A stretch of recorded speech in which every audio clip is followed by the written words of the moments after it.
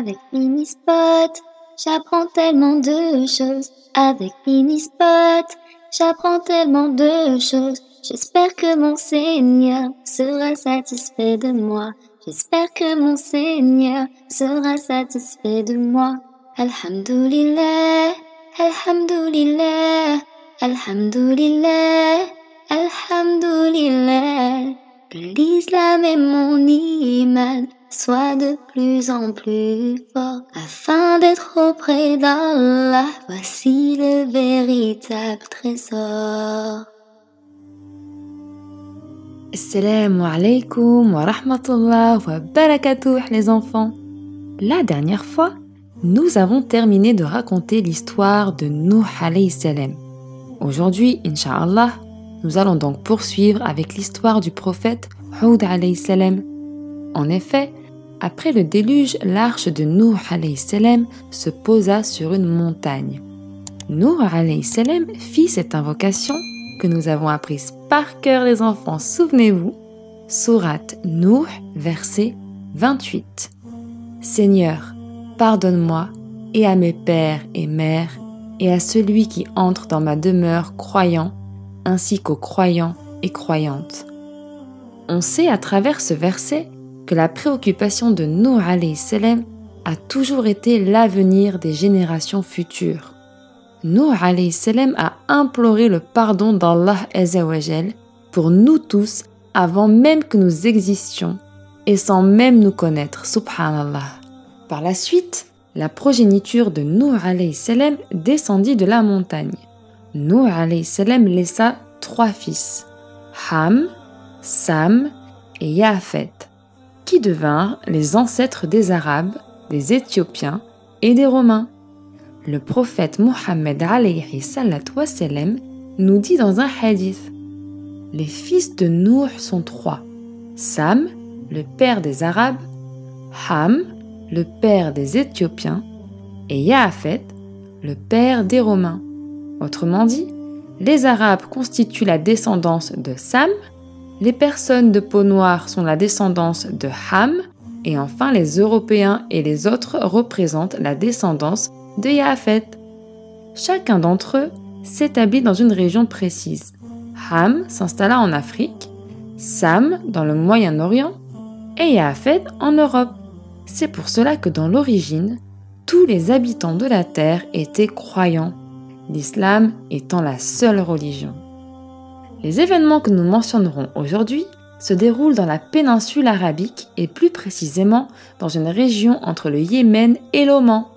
Cette région est mentionnée dans le Saint-Coran par l'appellation El-Ahqaf, qui désigne les dunes ou sables mouvants.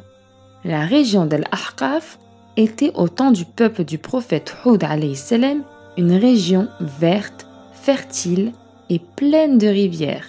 Mais suite à la désobéissance de ce peuple et son ingratitude envers Allah Azza wa Jal, la région fut transformée en un désert et resta telle quelle jusqu'à ce jour, en témoin de ce que ce peuple a fait. Allah subhanahu wa ta'ala nous dit dans la sourate Al-Ahqaf, verset 21, « Et rappelle-toi le frère des Had, c'est-à-dire Hud, quand il avertit son peuple à Al-Ahqaf. » Hud alayhi salam fut le premier prophète envoyé après la fin du déluge. Il a été envoyé parmi la tribu des Had, un nom qui signifie le retour, car ils étaient les premiers humains à avoir peuplé la terre après le déluge. Ils ont incarné le retour à la vie, mais se sont détournés d'Allah subhanahu wa ta'ala, alors Allah Azza wa Jal les a anéantis. Hud alayhi salam était arabe. Il était le petit-fils de Sam, qui était le petit-fils de Nuh alayhi salam. Notons que tous les prophètes sont issus d'une même famille comme nous l'avons vu ensemble. Allah Azza wa Jal les a d'ailleurs décrits dans la sourate Al-Imran, verset 34, descendant les uns des autres. La génération qui suivirent Nuh alayhi salam était croyante et resta obéissante à Allah Azza wa Jal. Ils ont vu la grâce d'Allah qui les a sauvés du grand déluge et n'osaient donc pas désobéir à Allah subhanahu wa ta'ala. La descendance de Nuh alayhi salam resta croyante durant 2 générations. Et c'est au bout de la 3e génération que Shaitan introduit encore une fois l'idolâtrie parmi eux, toujours de la même façon. Quand les gens aiment un homme bienfaisant et qu'il meurt, Shaitan les incite à vouer un culte autour du tombeau du défunt et à l'adorer graduellement. Et la tribu de Hud alayhi salam fut la première à retomber dans l'idolâtrie 100 ans après le déluge. Pourquoi les enfants, à chaque fois, les fils d'Adam alayhi salam retournent-ils dans l'idolâtrie et tombent dans le piège de Shaitan après avoir cru? Tout simplement parce qu'on sait que Shaitan ne désespère jamais. Et afin de parvenir à ses fins, Shaitan passe par 7 étapes. La première étape est de te convaincre de renier complètement ta foi.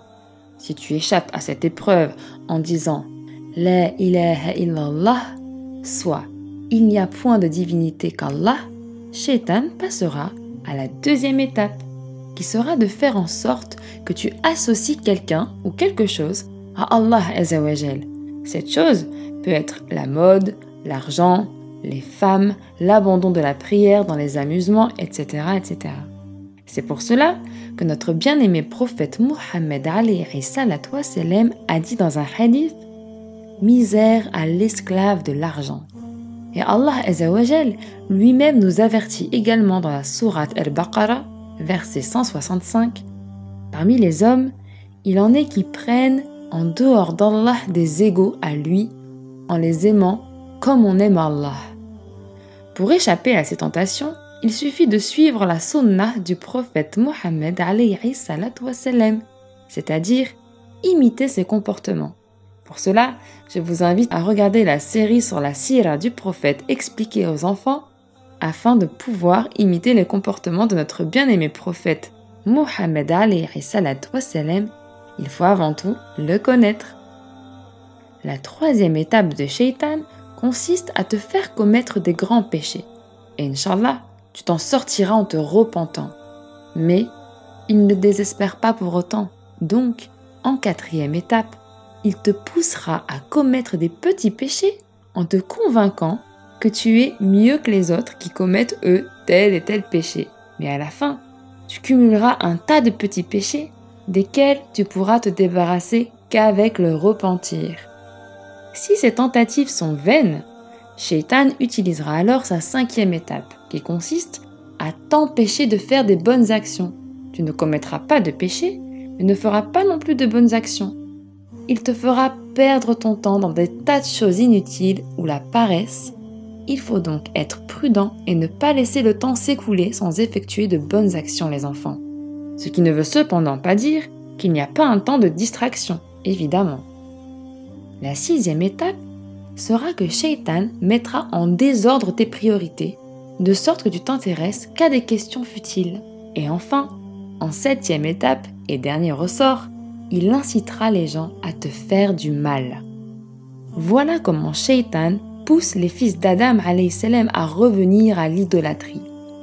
À nous donc de repousser toutes ces tentatives en demandant la protection d'Allah Azza wa Jal contre Shaitan afin de rester sur le droit chemin, Inch'Allah. Revenons donc à la tribu du prophète Hud alayhi salam. Ce dernier a été mentionné 7 fois dans le Saint-Coran et la tribu des Had a été mentionnée 18 fois. D'ailleurs, ils sont mentionnés uniquement dans le Saint-Coran et dans aucun autre des livres précédents. Selon le Saint-Coran, cette tribu était d'une puissance extraordinaire. Allah Azza wa Jal dit dans la sourate Al-Fajr, versets 6 à 8, « N'as-tu pas vu comment ton Seigneur a agi avec les Had, avec Hiram, la cité, et la colonne remarquable dont jamais pareille ne fut construite parmi les villes ?» Ou encore, sourate Al-Araf, verset 69, « Et rappelez-vous, quand il vous a fait succéder au peuple de Nuh et qu'il accrut votre corps en hauteur et puissance. » Il est dit que le plus petit de taille d'entre eux était de 60 bras de hauteur et le plus grand était d'environ 100 bras. Leur architecture était également très sophistiquée et développée. C'est ce que l'on comprend dans la parole du prophète Hud alayhi salam lorsqu'Allah Azza wa Jal nous dit dans la sourate Ash-Shu'ara, verset 128, « Bâtissez-vous par frivolité sur chaque colline un monument ?» Les Had étaient donc une civilisation très avancée, avec un art très fin et une créativité sans précédent, dont la désobéissance coûtera cher. Le prophète Mohammed alayhi salatu wassalam nous dit dans un hadith que tout cela sera rétabli avant le jour de la résurrection. En effet, il a dit « Le jour de la résurrection n'arrivera pas avant que la péninsule arabique retrouve les rivières qui s'y trouvaient autrefois. » Regardons maintenant comment le prophète Hud alayhi salam s'adressait à son peuple afin de lui transmettre le message. Sourate Al-Araf, verset 65. Et au Had, leur frère Hud, « Ô mon peuple, dit-il. » Regardez le mot qu'Allah Azza wa Jal utilise pour décrire le prophète Hud alayhi salam. Il utilise le mot frère. Bien sûr, Hud alayhi salam n'était pas leur frère. Mais à cause de l'affection et la tendresse qu'il éprouvait pour les membres de sa tribu, Allah Azza wa Jal le nomme ainsi. Ceci est un rappel pour nous montrer la méthode à suivre pour appeler les gens vers le chemin d'Allah Azza wa Jal. La relation avec les gens doit être une relation de fraternité et d'amour, les enfants. Poursuivons avec la suite de la sourate Al-Araf, versets 65 à 69. Et au Had, leur frère, Hud, « Ô mon peuple, dit-il, adorez Allah. Pour vous, pas d'autre divinité que lui. Ne le craignez-vous donc pas ?» Les notables de son peuple qui ne croyaient pas dirent « Certes, nous te voyons en pleine sottise et nous pensons que tu es du nombre des menteurs. » Il dit « Ô mon peuple, il n'y a point de sottise en moi, mais je suis un messager de la part du Seigneur de l'univers. Je vous communique les messages de mon Seigneur et je suis pour vous un conseiller digne de confiance. Quoi ? Vous vous étonnez qu'un rappel vous vienne de votre Seigneur à travers un homme issu de vous pour qu'il vous avertisse ? Et rappelez-vous quand il vous a fait succéder au peuple de Nuh et qu'il accrut votre corps en hauteur et puissance. Eh bien, rappelez-vous les bienfaits d'Allah afin que vous réussissiez. Deux choses à retenir ici. Tout d'abord, le calme de notre prophète Hud alayhi salam face à la dure réaction de son peuple. Il ne leur parle qu'avec calme et bienveillance, masha'Allah. Et deuxième chose, les enfants, qu'est-ce que l'on remarque ici ? Le prophète Hud alayhi salam, tout comme le prophète Nuh alayhi salam, tente de rappeler à son peuple les bienfaits d'Allah Azza wa Jal sur eux, afin de les guider vers le chemin d'Allah subhanahu wa ta'ala. Le fait de se rappeler les bienfaits d'Allah Azza wa Jal sur nous est d'une importance extrême, les enfants. Allah Azza wa Jal a d'ailleurs consacré toute une sourate pour ce rappel. Il s'agit de la sourate Ar-Rahman, où il répète entre chaque verset le verset suivant. Lequel donc des bienfaits de votre Seigneur nierez-vous ?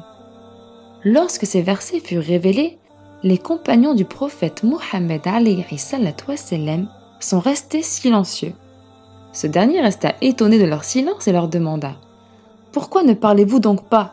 Ces versets ont fait parler les djinns. » Et ils demandèrent « Qu'est-ce que les djinns ont dit ?» Le prophète Mohammed alayhi salatu wassalam leur répondit « Ils dirent « Nous ne nions aucune des grâces d'Allah. » Qu'en est-il de nous, les enfants ? Rappelons-nous chaque jour les bienfaits d'Allah sur nous, afin de ne jamais nous détourner du droit chemin, Inch'Allah. C'est la fin de la première partie de l'histoire du prophète Hud alayhi salam. La prochaine fois, Inch'Allah, nous poursuivrons avec la deuxième et dernière partie. En attendant, prenez soin de vous les enfants et de vos parents, et à très prochainement, Inch'Allah.